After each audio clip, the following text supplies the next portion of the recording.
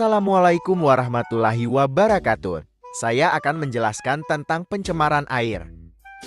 Air merupakan sesuatu yang sangat penting bagi manusia.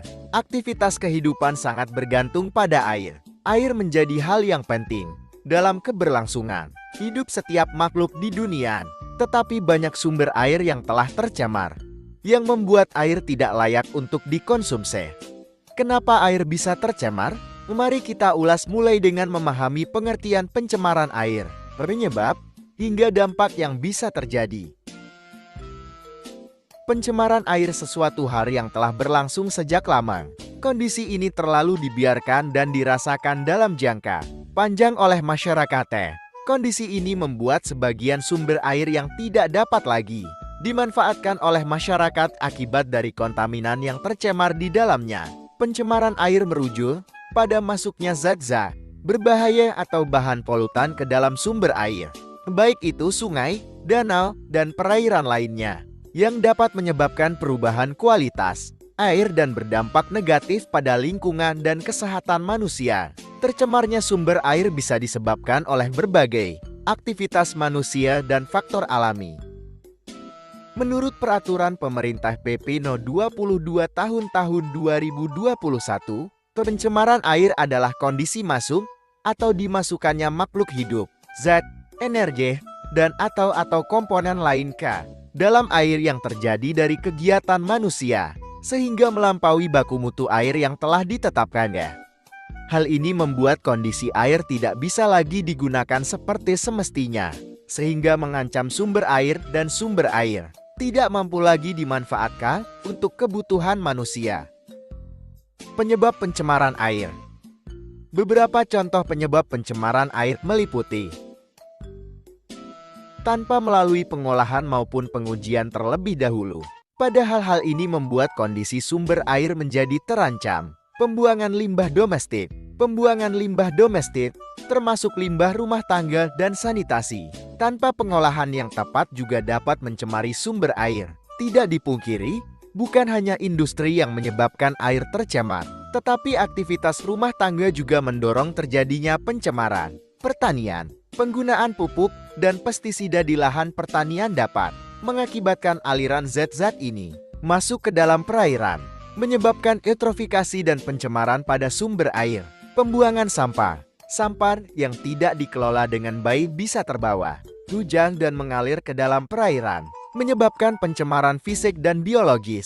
Selain itu, sampah yang secara sengaja dibuang ke sumber air juga menjadi bagian dari pencemaran sumber air. Pertambangan. Aktivitas pertambangan seringkali menghasilkan limbah beracun seperti logam berat dan bahan kimia yang dapat mencemari perairan. Sering sekali perusahaan tambang tidak melakukan pengolahan air limbah sebelum dibuang ke sumber air. Hal ini menyebabkan terjadinya pencemaran pada sumber air. Limpasan air hujan.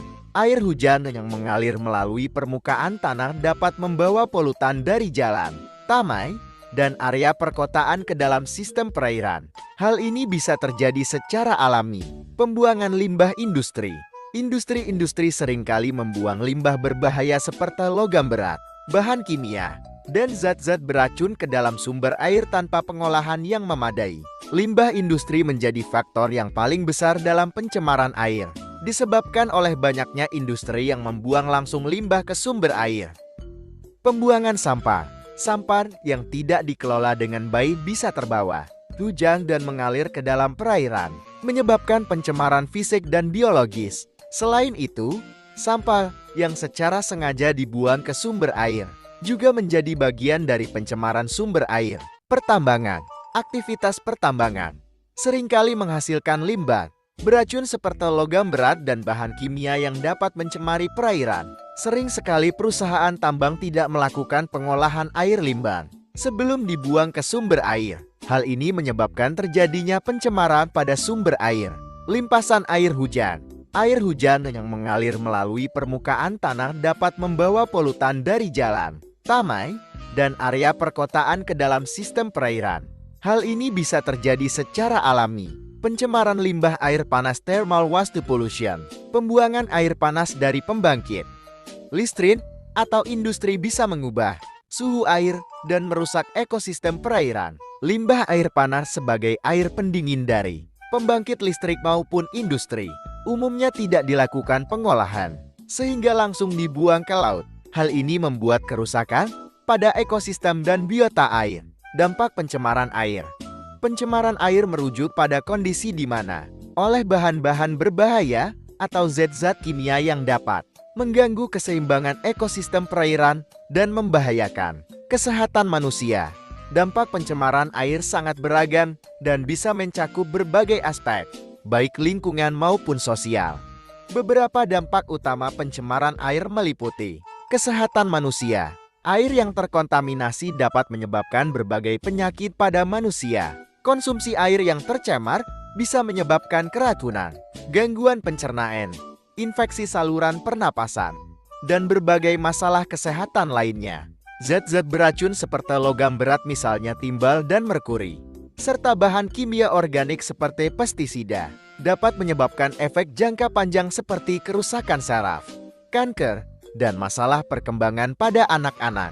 Kehilangan keanekaragaman hayati.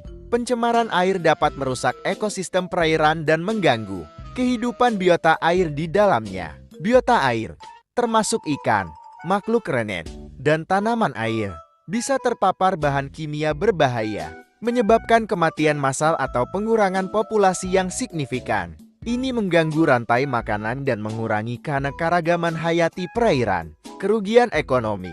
Pencemaran air dapat berdampak buruk pada sektor ekonomi yang terkait dengan air, seperti perikanan, pariwisata, dan industri yang bergantung pada sumber air bersih. Perikanan bisa terancam karena ikan dan biota air lainnya terpapar bahan kimia berbahaya. Industri pariwisata juga dapat terganggu karena perairan yang tercemar tidak lagi menarik bagi wisatawan. Air tercemar atau terkontaminasi. Cara mengatasi pencemaran air. Mengatasi pencemaran air memerlukan tindakan terpadu dan kolaboratif dari berbagai pihak, termasuk pemerintah, industri, masyarakat, dan lembaga internasional. Berikut adalah beberapa cara yang dapat dilakukan untuk mengatasi pencemaran air. Pengelolaan limbah yang efektif.